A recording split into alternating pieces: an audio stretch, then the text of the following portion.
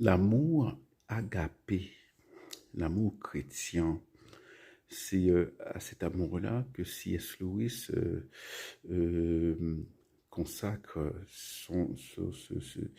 le dernier chapitre de son petit livre qui est à lire, hein, qui est très intéressant, surtout si vous voulez pratiquer votre anglais, et vous êtes francophone, vous voulez pratiquer votre anglais, je le recommande vivement parce qu'il écrit dans une langue qui est sublime, qui est simple, un style simple, clair, direct, sublime, la manière même qu'il faut écrire pour se faire comprendre.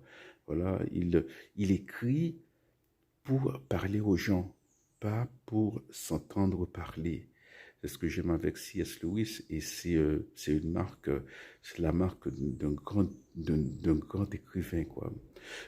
Contrairement à Sartre, par exemple, que j'aime, mais qui parfois, on a l'impression, écrit pour lui-même d'abord et ensuite pour le public. Voilà. Cela dit, l'amour chrétien, nous en avons déjà parlé, hein, dans divers contextes, euh, mais l'amour qui donne, l'amour qui se donne, l'amour qui s'oublie, hein, pour reprendre la formule de Saint-Augustin, l'amour qui s'oublie jusqu'au mépris de soi ou jusqu'à la haine de soi, c'est une formule qui est forte. Mais encore une fois, pour illustrer l'amour chrétien, Maximilien Kolbe, qui a été arrêté par les nazis et mis au fer, voilà. Et dans sa section, une personne s'était échappée. Et voilà, comme punition, le capot, le chef, eh bien, prenait une personne au hasard pour le mettre dans un cachot isolé où il mourrait de faim et de soif.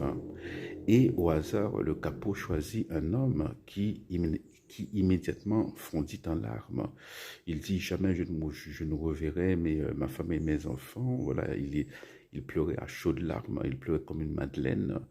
Et ça a ému Saint-Maximilien Kolbe qui a proposé au capot de prendre la place de l'homme. Le capot accepta et Maximilien Kolbe, eh bien, il mourut à la place de cet homme.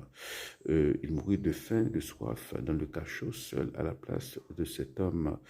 Euh, il n'y a pas de plus grand amour que de donner sa vie pour son prochain.